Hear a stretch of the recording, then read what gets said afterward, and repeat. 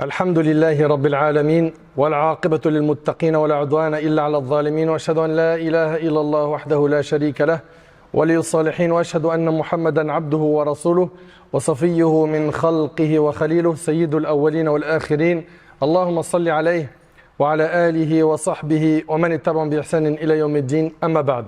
Mes chers frères et sœurs, aujourd'hui avec l'aide d'Allah Tabarak wa Ta'ala, j'ai intitulé notre khutbah « Fais ce que tu dis ». Fais ce que tu dis. Nous sommes nombreux à nous retrouver dans des situations où on va ordonner le bien ou interdire le mal.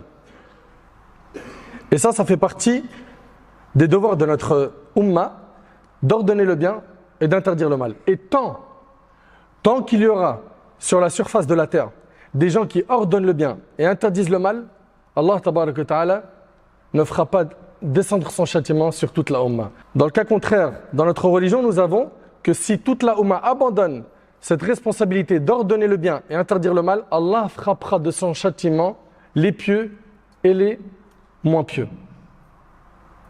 Et ceux qui ne sont pas pratiquants sérieusement. Donc nous avons ce devoir d'appeler Allah subhanahu wa ta'ala. Mais il arrive qu'une personne se retrouve à ordonner le bien sans le faire, à interdire le mal en le faisant.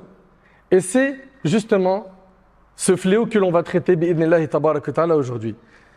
Allah tabarak wa ta'ala nous dit dans le Coran وَمَنْ أَحْسَنُ قَوْلًا مِمَّنْ دَعَا إِلَى اللَّهِ وَعَمِلَ صَالِحًا وَقَالَ إِنَّنِي مِنَ الْمُسْلِمِينَ. Et qui profère de plus belles paroles que celui qui appelle à Allah. La plus belle chose que tu peux faire, les meilleures paroles sont celles où tu appelles à Allah. Écoutez bien. Et qui profère plus belle parole que celui qui appelle à Allah, fait bonne œuvre et dit « Je suis du nombre des musulmans ». Mes chers frères, mes chères sœurs, dans ce verset, on voit que celui qui appelle à Allah subhanahu wa ta'ala est quelqu'un qui fait des bonnes œuvres. Allah ta'ala il dit « Et qui profère plus belle parole que celui qui appelle à Allah, fait bonne œuvre ». Donc la personne qui appelle à Allah, c'est une personne qui fait des bonnes actions, qui n'est pas connue pour de la perversité, pour afficher sa désobéissance, pour être quelqu'un qui est mauvais. Non. Donc cette personne qui appelle à Allah subhanahu wa ta'ala doit avoir cette qualité de faire des bonnes actions. Et de cette manière, il aura réuni quoi? La parole et l'action. C'est pas simplement quelqu'un qui parle. C'est quelqu'un qui parle, qui prêche, qui appelle à la bonne parole, mais également, il la met en pratique. Il appelle à l'honnêteté, il est honnête. Il appelle à la justice, il est juste. Et ainsi de suite. Celui qui appelle à Allah doit faire le nécessaire pour appeler à Allah par ses paroles et par ses actions, en se parant d'un excellent comportement, en repoussant le mal par le bien. C'est comme ça qu'étaient les prophètes alayhim salam, des prêcheurs. Ils ont appelé Allah subhanahu wa ta'ala par leurs paroles et par leurs actions. Allah ta'ala en parlant des prophètes a dit Ulaika alladhina hada Allah fabihudahu muqtadi. Voilà ceux qu'Allah a guidés, suis donc leur guidé. Donc les prophètes sont nos modèles. Et nous avons pour devoir de suivre leur guidé.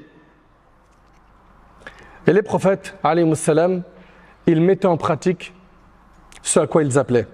Le prophète Shu'aib alayhi salam a dit وَمَا أُرِيدُ أَنْ أُخَالِفَكُمْ إِلَى مَا أَنْهَاكُمْ عَنْهُ إِنْ أُرِيدُ إِلَّا الْإِصْلَاحَ مَا اسْتَطَعْتُ وَمَا تَوْفِيقِي إِلَّا بِاللَّهِ عَلَيْهِ تَوَكَّلْتُ وَإِلَيْهِ أُنِيبُ. Je ne veux nullement faire ce que je vous interdis. Ça, c'est le comportement des prophètes. Soyez attentifs, barakallahu fikum.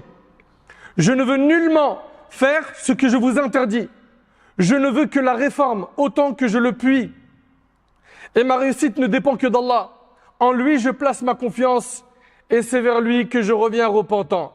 Mes chers frères, mes chères sœurs, toute personne qui appelle Allah subhanahu wa ta'ala doit faire le nécessaire pour être crédible. On ne dit pas qu'il doit être sans faille, que c'est un ange, infaillible. Non. Tous les fils d'Adam sont des pécheurs et les meilleurs d'entre eux sont ceux qui se repentent. Mais celui qui appelle Allah doit être crédible. C'est-à-dire quoi? Il doit faire un effort énorme pour mettre en pratique un maximum le dîn d'Allah tabarak wa ta'ala et ne pas se retrouver dans la désobéissance. Et d'ailleurs, le fruit de la science, c'est al-amal. Nous, on apprend la religion, pourquoi? Pour gonfler notre torse, pour dire aux gens, j'ai appris tant de hadiths, j'ai appris tant de sourates, je connais le Coran par cœur, je connais le fiqh, je connais ceci, je connais cela. Non. Nous apprenons la science pour que ce qui en découle soit des bonnes actions. Et c'est ça le fruit de la science. Et d'ailleurs, mettre en pratique sa science, c'est le meilleur moyen de garder sa science. Allah tabaraka wa ta'ala va bénir ta science. Allah subhanahu wa ta'ala fera que tes paroles auront de l'effet dans les cœurs des gens.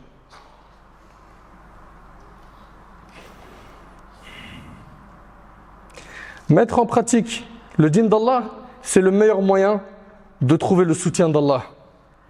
Mais par contre, une personne qui apprend et qui ne met pas en pratique sa science, qu'il ou elle sache que cette science sera un argument contre lui le jour du jugement. Et que finalement il ressemble à Satan, qui n'a pas profité de sa science. Et à ceux qu'Allah a maudits dans le Coran, qui font partie des pires des créatures, qui se sont enorgueillis. Toute personne qui ne pratique pas sa science, finalement, Allah tabaraka wa ta'ala parle de ces gens qui ont un bagage religieux, mais qui ne la mettent pas en pratique. Il dit ils sont pareils à l'âne qui porte des livres. À quel moment un âne qui porte des livres profite de ces livres? Il n'en profite pas. Et mes chers frères, mes chères sœurs, sachez que le jour du jugement, Allah subhanahu wa ta'ala fera en sorte que certains qui ont eu un bagage religieux, qui avaient la science, vont se retrouver humiliés en enfer. Comment? Usama ibn Zayd ibn Haritha radiyallahu anhu relate que le prophète alayhi salatu wassalam a dit: le jour de la résurrection, on amènera un homme que l'on jettera en enfer. Ses entrailles lui sortiront du ventre et il tournera autour comme le fait un âne autour d'une meule. Donc on va le jeter en enfer, ses entrailles lui sortiront du ventre et il tournera autour comme le fait un âne autour d'une meule. Les gens de l'enfer se rassembleront alors autour de lui et lui diront: oh un tel, que t'arrive-t-il? N'ordonnes-tu pas le bien? Tu étais celui qui ordonnait le bien. N'interdisais-tu pas le mal? Si, dira-t-il, j'ordonne le bien sans le faire moi-même. Et j'interdisais le mal tout en le faisant, rapporté par Bukhari et Muslim. Voilà ce qui attend ceux et celles qui appellent Allah tabaraka wa ta'ala sans mettre en pratique ce à quoi ils appellent. Faisons attention, l'affaire est grave. Allah tabaraka wa ta'ala a blâmé des égarés dans le Coran en disant: Ata'muruna an-nasa bil birr wa tansawna anfusakum wa antum tatluna al-kitab afala ta'qilun. Commanderez-vous aux gens de faire le bien et vous oubliez vous-même de le faire alors que vous récitez le livre? Êtes-vous donc dépourvus de raison? Allah il a considéré que ces gens-là sont dépourvus de raison. Pourquoi? Parce qu'ils ont un bagage religieux, ils appellent Allah, mais ils font l'inverse de ce à quoi ils appellent. C'est terrible.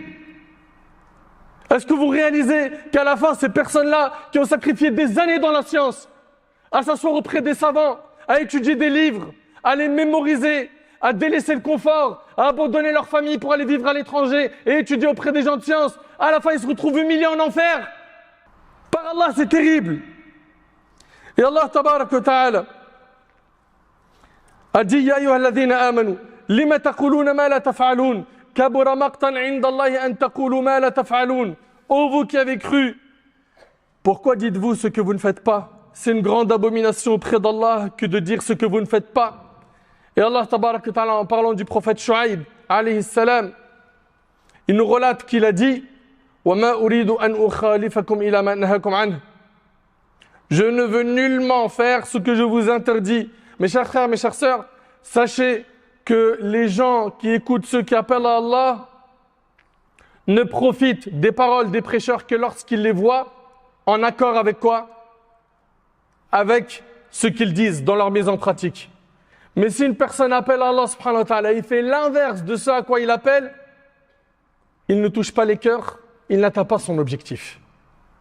Et les gens ne lui accordent pas d'importance.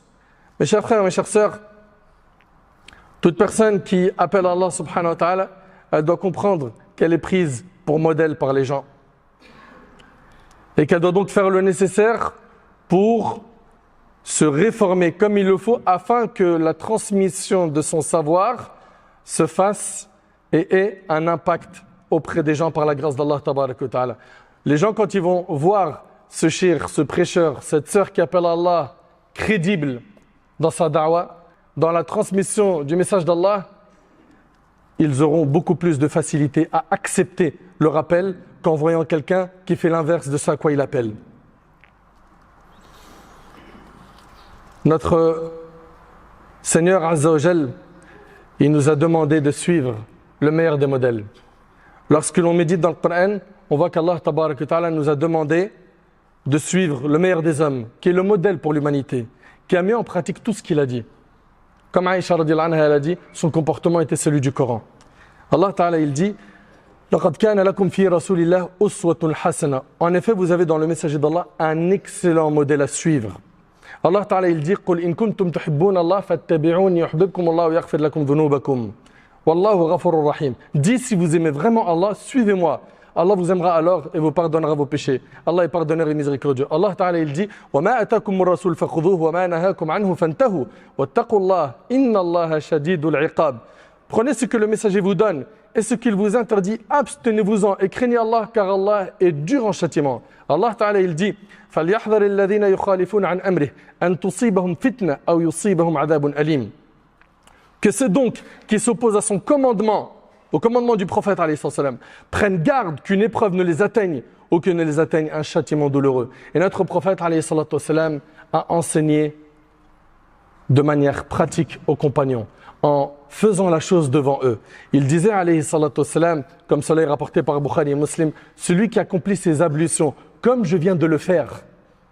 Il leur montrait comment faire les ablutions, comment faire la salat, comment se comporter. Il ne laissait pas un tort sans le corriger avec sagesse, avec douceur, avec science. Celui qui accomplit ses ablutions comme je viens de le faire, puis prie 2 unités de prière sans être distrait au cours de sa salat, tous ses péchés antérieurs lui seront pardonnés. C'est rapporté par Bukhari Muslim. Et il disait, alayhi salatu wassalam, priez comme vous m'avez vu prier. Il a donc été un modèle pour les compagnons radhiyallahu anhum. Il disait, alayhi salatu wassalam, au hajj, prenez de moi vos rites. Il disait, alayhi salatu wassalam, comme c'est rapporté par Bukhari Muslim, celui qui se détourne de ma sunna ne fait pas partie des miens. Et c'est comme ça que notre bien-aimé alayhi salatu wassalam a eu un effet dans sa da'wa auprès des gens qui l'entouraient. Pourquoi? Parce qu'il a appelé Allah tabarak wa ta'ala avec sincérité, en mettant en pratique ce à quoi il appelait alayhi salatu wassalam.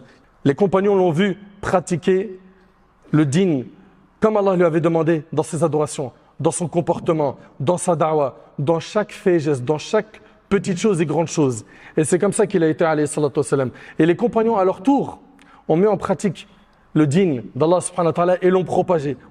C'est comme ça que la religion s'est propagée par le biais de gens qui étaient des alliés d'Allah, des gens qui étaient sincères, des gens qui ont fait le nécessaire pour sacrifier afin que le din nous parvienne. Mes chers frères, mes chères sœurs, toute personne qui appelle Allah subhanahu wa ta'ala doit faire le nécessaire pour comprendre qu'elle a une responsabilité qui est énorme et que son erreur à elle n'est pas comme l'erreur de quelqu'un d'autre. Les savants disent que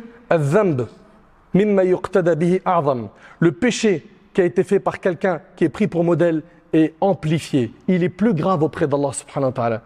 Je ne suis pas en train de dire que ceux qui appellent Allah doivent être des anges. Impossible, ils ne le seront jamais, mais ils doivent être crédibles. Ils doivent être crédibles dans la transmission du message en s'accrochant fermement à la sunna de notre bien-aimé alayhi salatu wassalam. Pour finir, retenez ces points-là. Celui qui veut mettre en pratique ce à quoi il appelle, il faut qu'il consacre sa vie à adorer Allah subhanahu wa ta'ala et à garder en tête que ce qu'il recherche par-dessus tout, c'est ridallah, la satisfaction d'Allah. Et pour cela, il va faire en sorte que ses actions concordent avec ce qu'il dit. Deuxièmement, toi qui as appris la science, si tu veux la garder, fais le nécessaire pour mettre en pratique le din afin qu'il te bénisse ce savoir et qu'il te le garde. Troisièmement, c'est le fait de chercher à ressembler à ceux à qui Allah a fait leurs éloges, les prophètes, les messagers, les pieux, nos pieux prédécesseurs. Fais le nécessaire pour lire leur biographie, te rapprocher d'eux à travers la lecture afin que tu t'imprègnes de leur comportement. Également, le fait que tu te battes pour maîtriser ton ego et mettre en pratique ce à quoi tu appelles.